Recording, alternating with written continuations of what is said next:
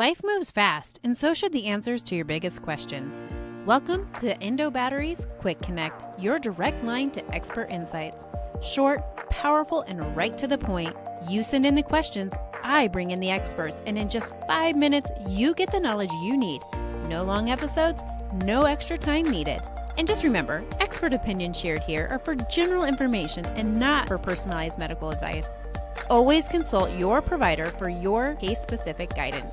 Got a question? Send it in, and let's quickly get you the answers. I'm your host, Alana, and it's time to connect. Today, I am honored to welcome someone who has truly shaped the landscape of endometriosis care, Dr. Kerin Orbuch. Dr. Kerin Orbuch is the founder of Iris Wing Sanctuary for Endometriosis Surgery and Wellness in Los Angeles, where she provides compassionate, individualized care rooted in both advanced surgical expertise and whole body healing. She is a board-certified OBGYN and fellowship-trained endometriosis excision surgeon, having trained under pioneers like Dr. C.Y. Liu and Dr. Harry Rich, names synonymous with the evolution of minimally invasive surgery. Beyond the operating room, Dr. Kerin Orbuch is known for her integrative approach, blending Western medicine and functional healing by collaborating with nutritionists, pelvic floor therapists, psychologists, and acupuncturists to help her patients truly heal, not just manage symptoms.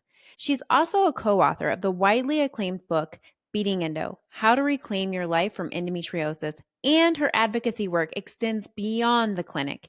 She has served on the AAGL Foundation Board, helped lead the endometriosis special interest group, and contributed her voice to the groundbreaking documentaries like Endo What and Below the Belt, which have helped bring this disease into the public conversation and policy spaces. Please help me in welcoming the brilliant Dr. Kerin Orbuch to the table. What is the benefits to addressing some of that inflammation and changing these habits prior to even having surgery? So that's all I've been doing for the last 15 years. That's been my approach. So is the prehab. And like I will take a patient who is severely symptomatic. They're coming in for a consultation.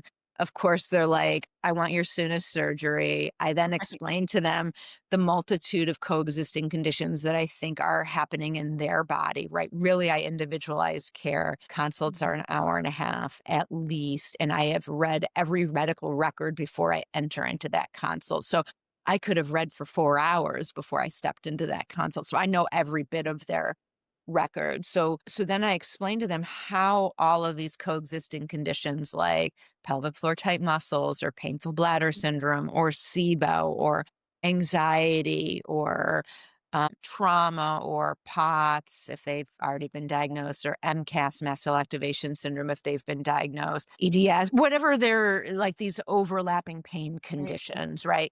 And then I explained to them how they're all together come to upregulate the central nervous system, which is kind of our central processing unit of the body. And that's where we experience pain, is in our nerves. And so I explained to them, well, we're going to lift up as many hands off of this hot stove that is flaring our central nervous system. The more prehab we do, the quicker you're going to recover after surgery. And then the patients are like, A, overwhelmed, B, they're crying. Tears, both of joy and of like, thank goodness, I finally feel like there's a path towards healing. And then just utter overwhelm, right? As they're getting ready to walk out the door. And then I see them at short-term intervals. Like I see them at 6 weeks. And then I'm like, we can go ahead and schedule surgery.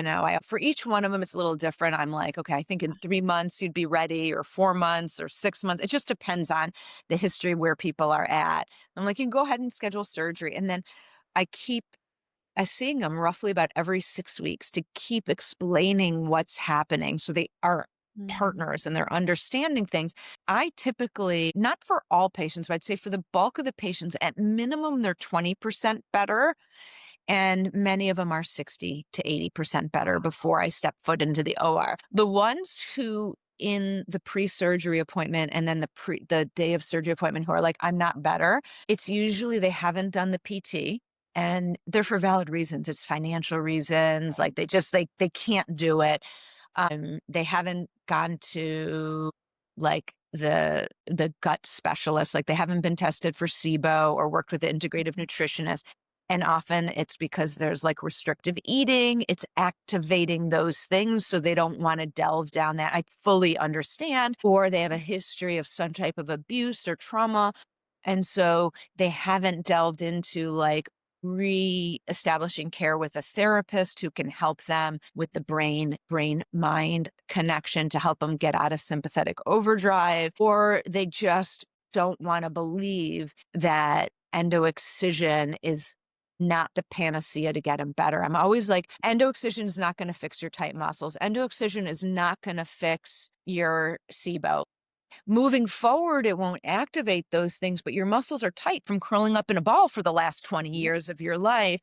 We need to undo that, or at least make a dent in undoing it. And since I changed how I'm doing things, so like the last 15 years, I remember prior to that, I'd give a prescription for a narcotic for like 40 narcotics or something like that. Now my patients take between like 0 and 2 after surgery. There's some who need more, and there's no judgment here, none at all.